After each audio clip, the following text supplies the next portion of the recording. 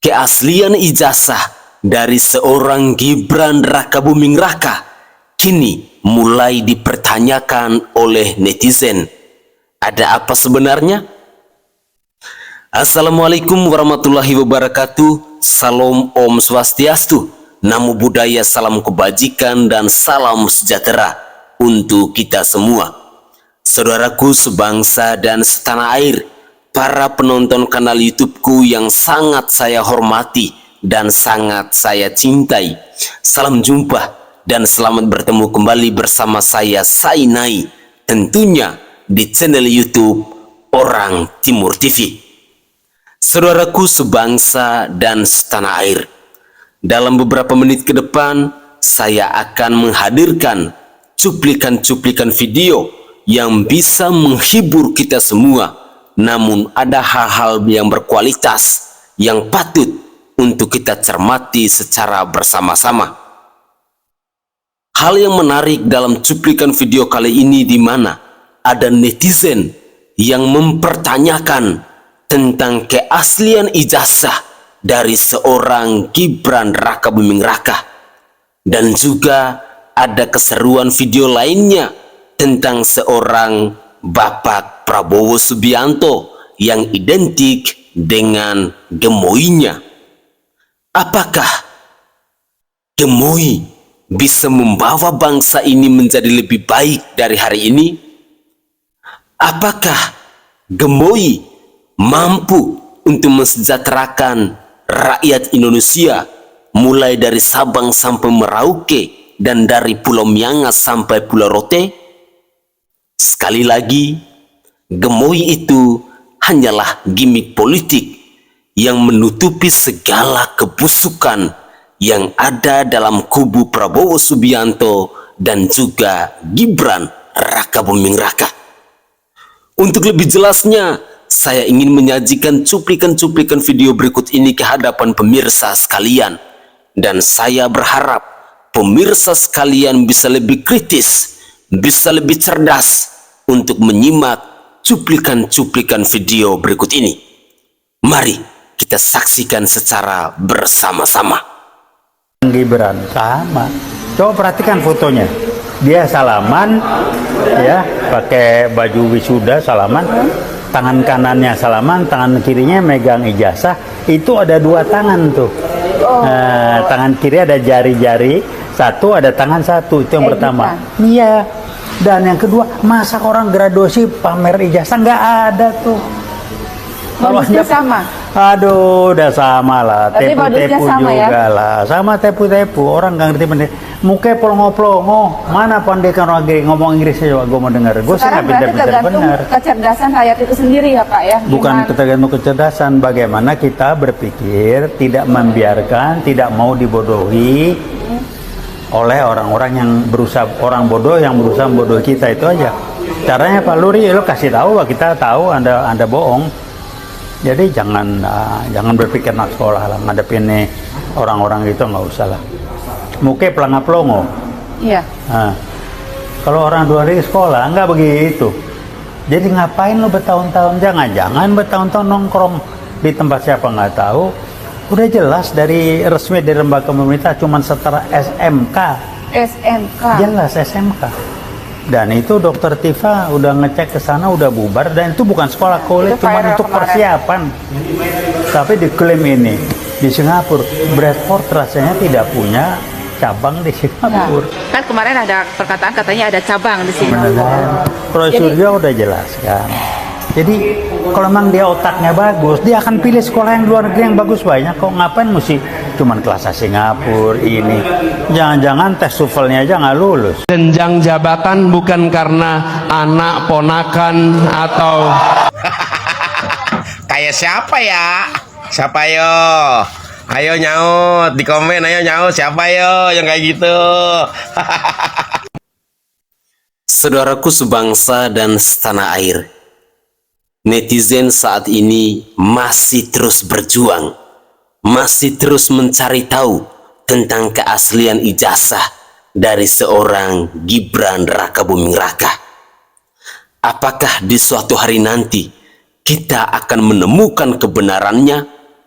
Yang pasti saya sebagai rakyat jelata hanya bisa terus menunggu dan menunggu.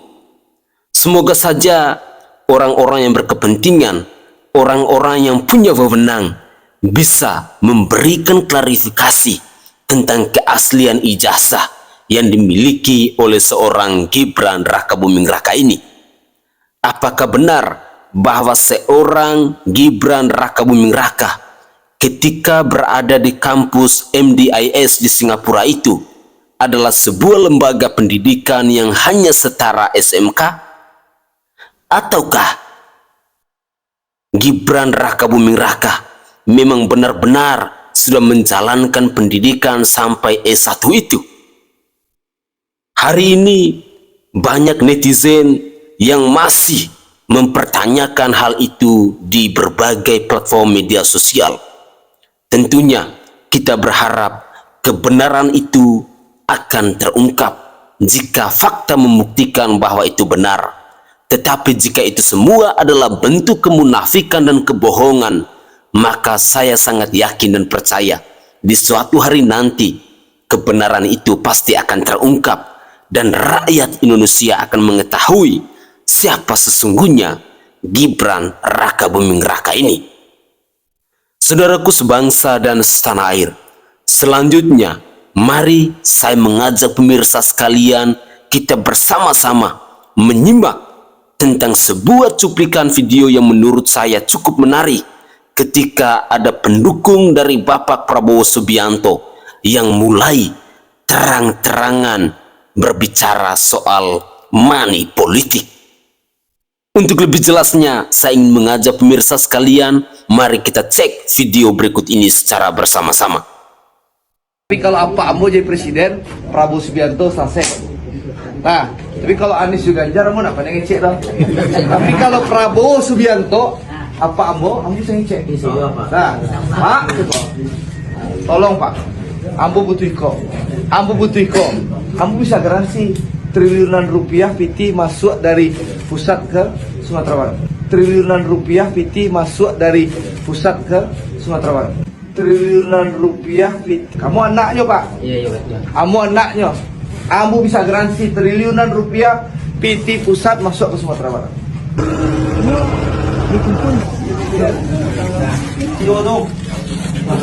Jadi dari Partai Gerindra keterangan beliau, jadi ini pembantuan untuk Kak Sri adalah disurvey oleh OPM, mungkin awak lah menyerah ke beliau dia. Pakai proposal nah. Tak pakai proposal Pak. Itulah tapi ini ketika bagang kanai kasih buka water kata laut angkat air. Udah asli jodoh Riko kematau datang kemari Pak. Lah disurvey kebutuhannya apa dah? Tiang sekitar 20 batangan sama trafo sih.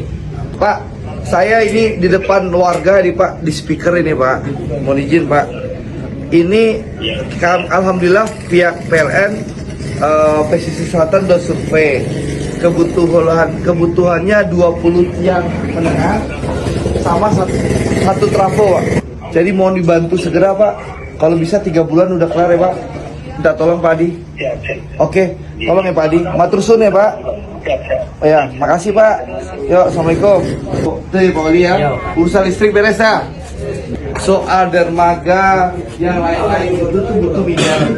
Betul kan? Iya. Nah, Ambo terus terang itu di luar kewenangan Ambo. Ambo harus jujur, Ambo nak diangin surga.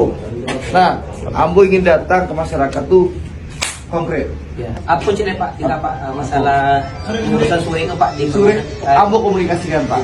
Pak Menteri, Pak Menteri, saya ketemu nelayan nih, rame di daerah Kecamatan Sutra. Ini rame nelayan ya Pak Menteri. Mereka, saya speakerin ya Pak Menteri ya. Biar Pak Menteri sebagai Pak. Ini Pak Menteri, ini mereka ini listriknya nggak ada. Insya Allah saya beresin, ya listrik sama jalan saya beresin, ya. Kalau storage pengusaha. Nah sekarang permasalahan dua Pak. Mereka tuh sering dirazia sama Polair sama Angkatan Laut karena pengurusan izin tuh susah Pak. surat-surat. Susah itu, langsung ke kita aja, itu lagi kita beresin itu. Daerah mana nih? Daerahnya pesisir selatan, Kecamatan Sutra, Suranti namanya. Kita kan orang Padang juga. Siap. Udah sering ke sana. Siap. Tenang aja, kita rapin itu jadi prioritas, terus terang aja. Siap. Prioritas kita itu. Siap Pak Menteri. Renovasi WC dan toiletnya bisa.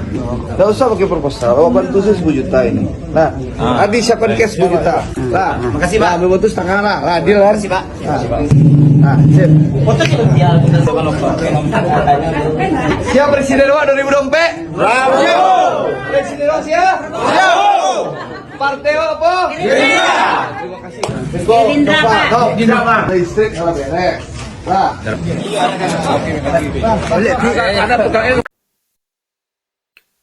Idola itu bolehlah, tapi jangan goblok-goblokin rakyat.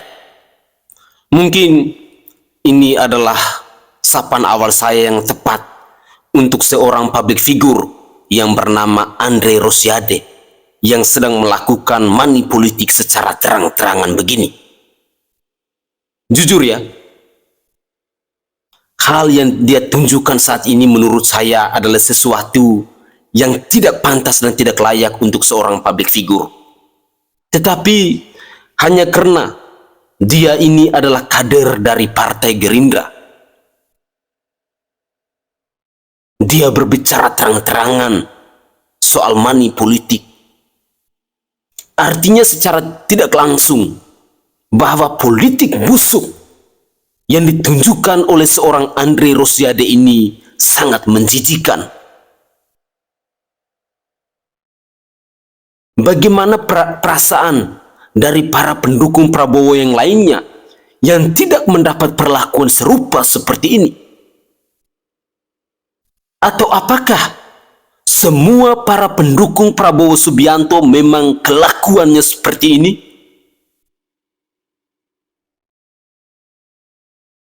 Tentu ini adalah perilaku buruk dan busuk yang ditunjukkan oleh para penguasa di bangsa ini. Lalu, apakah pemirsa merasa yakin bahwa janji dan omong kosong yang dilontarkan oleh Andre Rosiade di depan warga ini akan terpenuhi? 95% saya secara pribadi mau mengatakan bahwa ini adalah bentuk pembodohan publik, bentuk pembodohan kepada masyarakat, gimik politik yang ditunjukkan oleh seorang Andre Rosiade. Saya berharap bahwa segala janji yang dia sampaikan di depan masyarakat ini bisa diwujud nyatakan dalam waktu 3 bulan itu. Tetapi kalau tidak, hanya karena dia adalah seorang anggota DPR RI, hanya karena dia adalah kader dari Partai Gerindra, mari rakyat Indonesia, gunakanlah logika akal sehat kita. Segampang itukah seorang Andre Rosiade memerintahkan para menteri? Sehebat itukah seorang Andre Rosiade menyuruh para menteri untuk memenuhi janjinya yang telah dia sampaikan di depan warga ini? Idola itu boleh, tapi goblok itu jangan. Mari gunakan logika akal sehat kita, gunakan akal waras kita. Jangan sampai kita sebagai rakyat hanya terus dikibulin oleh para elit, oleh para penguasa dengan janji-janji manis mereka. Rakyat hari ini butuh bukti nyata, bukan omong kosong belaka, bukan janji manis hanya demi meraih suara dari rakyat. Mari kita lanjutkan lagi. Ya Ingat, tahun pemilu tak ayal dari dulu. Janji manis ditebak seakan terdengar candu. Setelah mendapat kedudukan tak tahu malu. Angan-angan yang dulu dipaparkan kini semu. Para calon pejabat, dengarkan ini semua. Anda dipilih bukan berarti Anda yang kuasa. Hanya mewakili aspirasi masyarakat, bukan perkaya diri anggaran tipu muslihat. Fuck ya. Ini parah nih. Ada yang komen, Bang, sotoy lo, emang lo udah tahu rasanya belimbing sayur kayak gimana? Biar nggak penasaran, tuh gue petik 2 biji. Gue pengen cobain. Ini parah. Nah, yang atu mateng, yang atu setengah mateng, ya. Gue cobain yang mateng dah.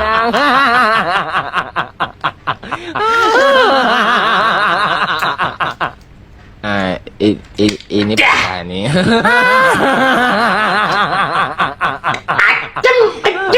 Tenang, tenang.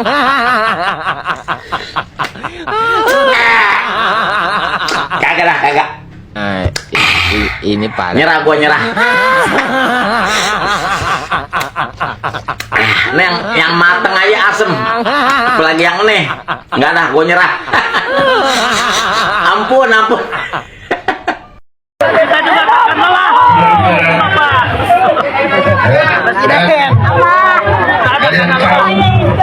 Waktu itu paket hemat waktu itu. Betul, Pak. Yakin, Pak, yakin, insya Allah, Pak. Insya Allah, Pak, tahun ini, Pak, jadi. Bapak. Hidup, Bapak. Sehat. Sekarang Pak Jokowi telah mengajak saya bersatu.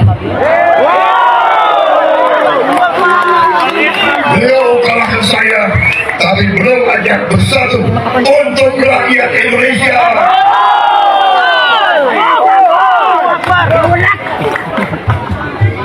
Setelah saya bergabung, Bapak, tenang.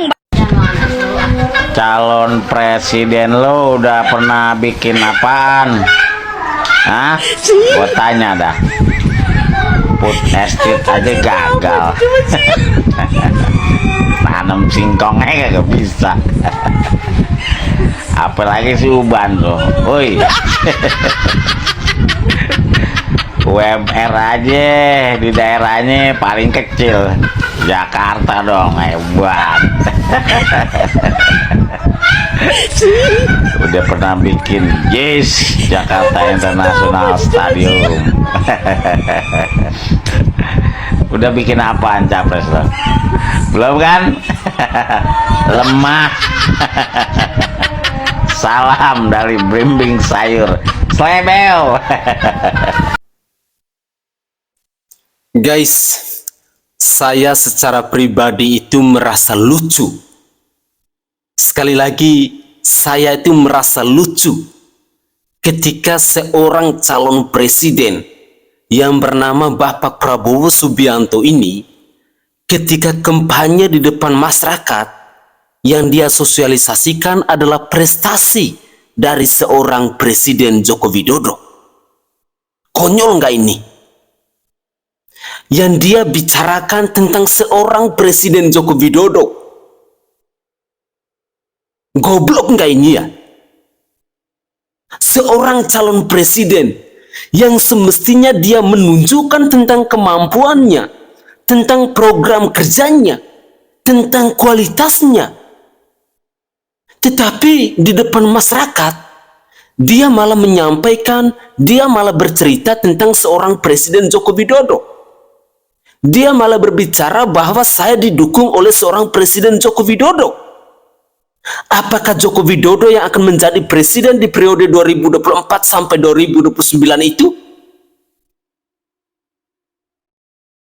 Beginikah mentalitas yang dimiliki oleh seorang Prabowo Subianto untuk membangun bangsa ini ke depan? Apakah dia akan menggantungkan dirinya kepada seorang Presiden Joko Widodo? Di manakah program kerjamu? Di manakah gagasanmu untuk membangun bangsa dan negara ini? Sekali lagi, apa yang dikatakan oleh Prabowo Subianto ini menurut saya benar-benar blunder. seorang calon presiden. Di depan masyarakatnya, dia malah berbicara bahwa saya mendapat dukungan dari Bapak Presiden Joko Widodo. Benar-benar memalukan. Kalau orang yang masih menggunakan logika akal sehat dan pikiran yang waras, pastinya dia akan menyampaikan visi dan misinya. Dia akan menyampaikan kepada masyarakat tentang program-programnya dalam membangun bangsa dan negara ini. Itu orang yang kaya akan gagasan. Orang yang punya niat untuk membangun bangsa ini. Tetapi ketika Prabowo Subianto berbicara di depan masyarakat bahwa dia mendapat dukungan dari seorang Presiden Jokowi, menurut saya ini adalah calon pemimpin yang tidak punya gagasan. Inilah calon pemimpin yang tidak punya niat untuk membangun bangsa dan negara ini. Sekali lagi, saya mau mengajak kepada rakyat Indonesia, kepada pemirsa Orang Timur TV, gunakanlah logika akal sehat kita. Saat ini kita sedang mencari seorang pemimpin untuk membangun bangsa ini, untuk mengayomi bangsa ini dari periode 2024 sampai 2029. Jangan jadikan momen ini sebagai bahan candaan. Semoga saja kita semakin cerdas, kita semakin kritis. Jangan mau digoblok-goblokin oleh mereka yang punya ambisi untuk berkuasa di negara kesatuan Republik Indonesia ini. Pilihlah pemimpin yang berkualitas. Pilihlah pemimpin yang kaya akan gagasannya. Pilihlah pemimpin yang punya niat untuk membangun bangsa ini. Pilihlah pemimpin yang merakyat.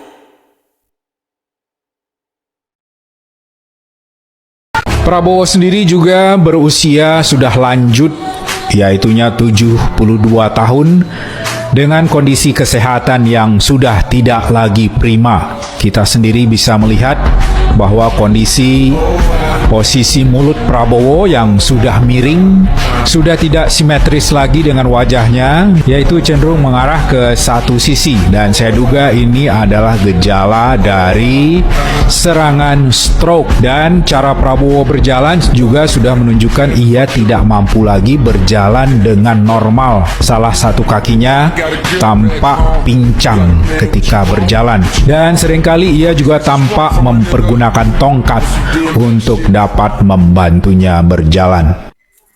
Kak Sofyan, kau dukung Pak Ganjar, kan ada yang lagi viral dan gemoy loh. Guys, dengerin. Ada beberapa hal kenapa gue pilih Pak Ganjar untuk jadi presiden 2024. Yang pertama, Pak Ganjar itu memiliki personality yang baik, orangnya tegas dan jujur. Bahkan di bawah kepemimpinan Bapak Ganjar, Jawa Tengah menjadi provinsi yang paling berintegritas menurut KPK pada tahun 2020 dan 2021.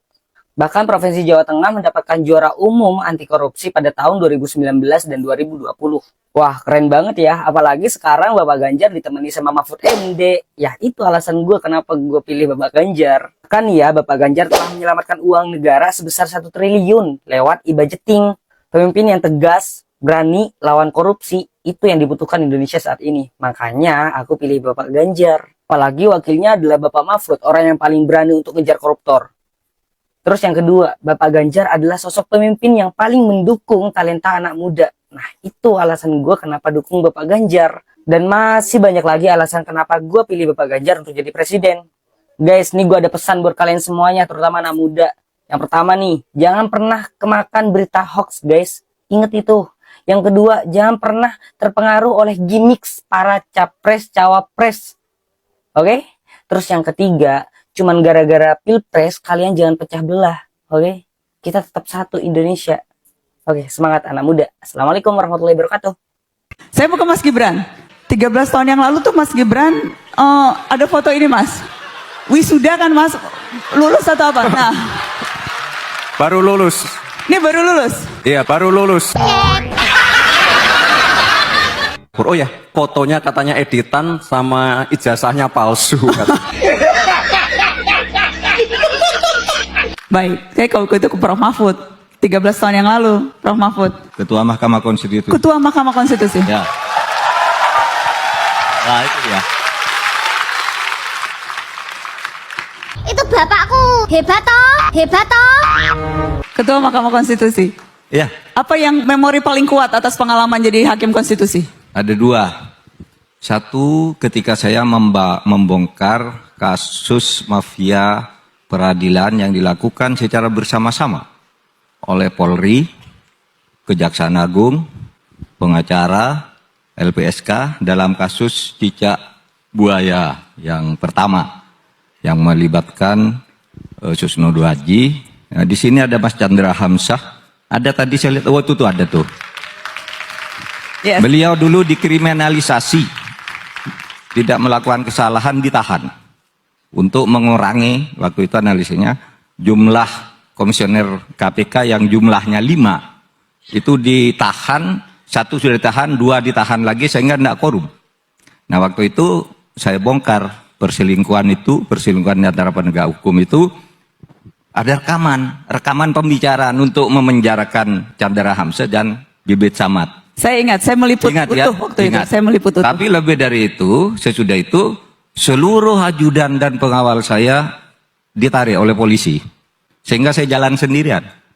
Saya bilang kalau begitu caranya saya mau nyewa bodyguard swasta pada waktu itu. Tapi pada akhirnya diselesaikan oleh Presiden SBY, hanya kira-kira 4 atau 5 hari saya tidak punya ajudan, tidak punya pengawal. Semua polisi ditarik. Akhirnya polisi datang menawarkan, Bapak adalah pejabat ring 1, apapun yang Bapak minta kami berikan sekarang. Waktu itu saya ingat Kapoldanya Wahyono yang mengantarkan, Bapak milih, sekarang Bapak dikawal oleh negara. Karena waktu itu saya bilang ke Pak SBY, saya mau nyewa pengawal swasta kan banyak. Saya punya anggaran untuk itu, kalau negara tidak mau mengawal saya bilang. Nah itu, lalu banyak lagi sih. Yang kedua soal pemilihan umum, yang pada waktu itu mau kacau, karena hari Senin malam, itu Pak Prabowo dan Pak Wiranto datang ke kantor PP Muhammadiyah yang menyatakan mereka akan menarik diri dari pemilu kalau DPT, daftar pemilih tetap, itu tidak diubah. Nah, yang mau mengubah tidak ada yang berani, karena DPT itu sudah diumumkan secara resmi. Ya. Saya bilang Pak SBY kalau keluarkan Perpu untuk menyelesaikan ini, Pak SBY keberatan. Kalau nanti saya keluarkan Perpu lalu ternyata ditolak oleh DPR, saya ngancur. Maka pada waktu itu saya bikin sidang hanya 1 hari. Ya. Jam 9 sidang, jam 4 sore diputus bahwa KTP dan paspor boleh digunakan, dibawa ke TPS untuk memilih. Jadi itu pemilu berjalan aman, lancar dan selesai. Ya. Baik. Hebat toh? Itu tadi kilas balik 13 tahun lalu. Kita ingin kenal lebih dekat dengan calon wakil presiden yang akan berkontestasi di 2024. Jadi saya ada sejumlah pertanyaan reflektif yang mungkin jarang ditanyakan orang. Mungkin dijawabnya cepat-cepat saja. Hanya supaya ingin kenal kepribadian lebih dekat. Gus Imin, hal yang kerap kali terpikirkan saat sebelum tidur. Singkat aja Gus. Dulu-dulu atau akhir-akhir ini? Akhir-akhir ini. Sebelum tidur mikir apa? Ngaku Gus. Oh, kalau akhir-akhir ini sebelum tidur itu selalu yang saya pikirkan pertanyaan-pertanyaan. Saya ini setiap acara rame, tapi kok surveinya jelek terus.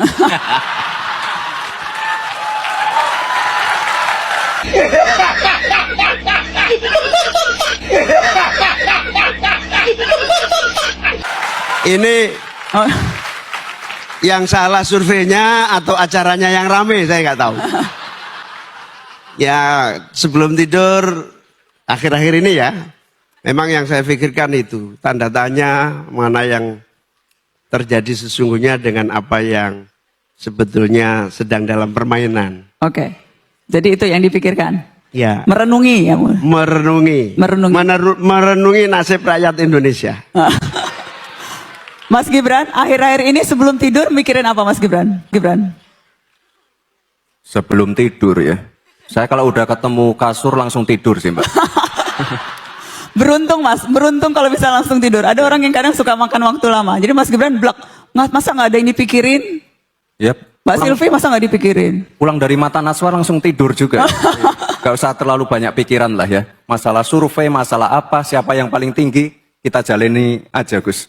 Ya. Santai aja Gus. Jadi nggak mikir apa-apa sebelum tidur ya? Saya sih santai, biasa saja. Wes. Aku ingat setiap kali wawancara Mas Gibran tuh pasti kalimat andalannya biasa aja. Jadi kalaupun sebelum tidur ya biasa aja ya Mas, biasa aja. Pak Mahfud sebelum tidur apa yang akhir-akhir ini kerap kali muncul di benak? Akhir-akhir ini saya sering berpikir begini ya. Kalau mau tidur tuh ngapain sih saya ini kok ikut bolak-balik kampanye ngomong gitu. Enggak, saya bilang apa ada gunanya, apa ada manfaatnya bagi saya gitu. Saya terkadang udahlah saya sudah 23 tahun di pemerintahan, mau males berhenti aja. Tapi setiap bangun tidur, sudah banyak tamu yang mendorong saya maju gitu. Sehingga ya sudah akhirnya saya masuk di dalam kontestasi ini. Tapi kalau malam lagi tidur, apalagi saya apa bisa saya ngerjain ini? Untuk apa ini semua? Besok saya misalnya jadi pejabat lagi, apa bisa saya mengerjakan masalah-masalah yang begini besar saya hadapi? Kan banyak yang hebat-hebat menurut saya, tapi lagi-lagi terutama itu ada Budi Kunchoro tuh setiap hari, Pak maju aja, ndak ada orang lain ini yang bisa katanya. Semangat lagi saya sampai akhirnya masuk ke dalam daftar kontestasi. Wes, ini dijawab cepat aja ya. Gus Imin, lebih baik dicintai atau mencintai? Iya pasti lebih baik dicintai dong. Oh, iya. Dicintai. Mas Gibran, mencinta atau dicinta? Mencinta. Pak Mahfud? Saya tidak bisa milih satu, karena orang dicintai tapi tidak mencintai itu membuat orang lain menderita. Dalam ya. Tapi orang mencintai tidak dicintai, diri sendiri akan menderita. Oleh sebab itu harus timbal balik. Harus timbal balik. Oke. Jangan marah-marah, kita semua hormat, ya kan? Guys, dari cuplikan video ini, siapakah sosok calon wakil presiden yang pelanga-pelongo? Disinilah kita harus bisa melihat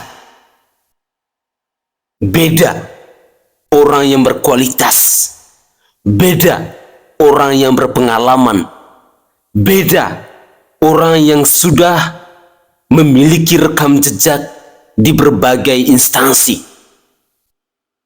Jadi kualitasnya bisa berbeda.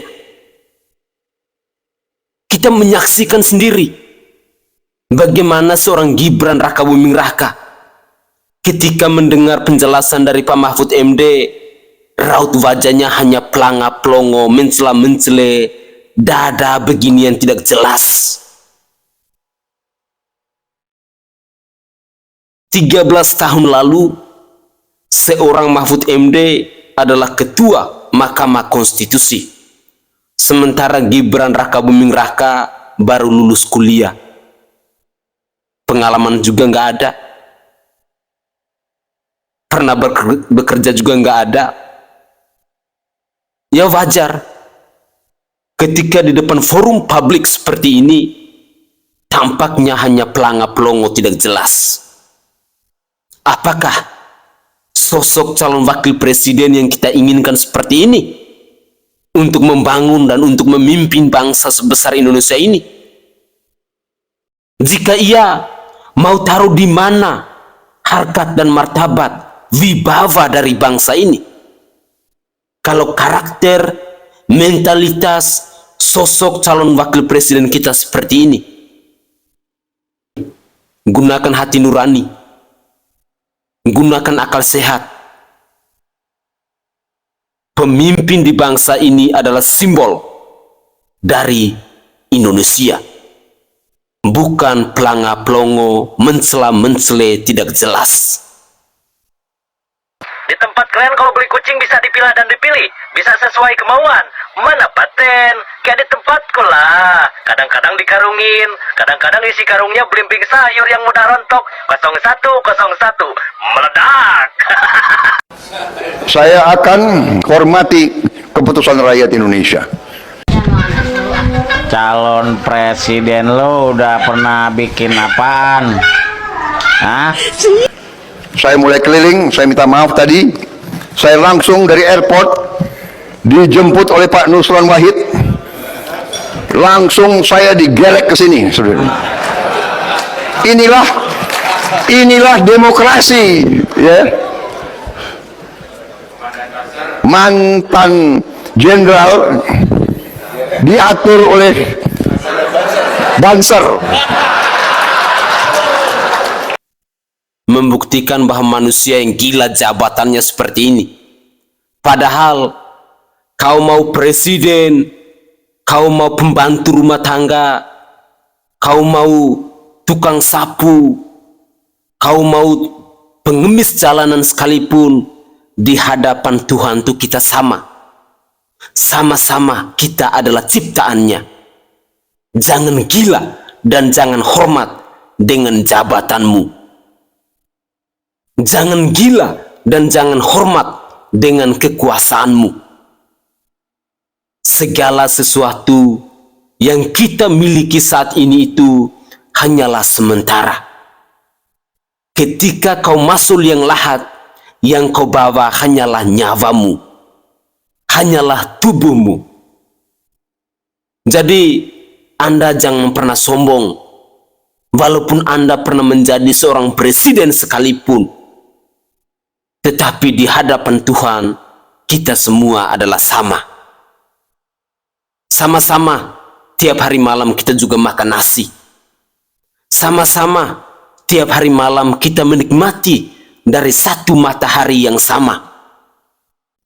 Sama-sama, bahwa kita manusia juga masih menikmati tentang adanya siang dan adanya malam. Jadi, jangan pernah menjadi pribadi yang gila hormat, gila jabatan, dan gila kekuasaan. Saya Sainai dari Provinsi Nusa Tenggara Timur. Saatnya kita yang rakyat jelata harus berani untuk bersuara. Salam hormat, salam NKRI, dan salam Pancasila untuk kita semua. Tetaplah semangat dan jangan lupa untuk selalu berpikir waras.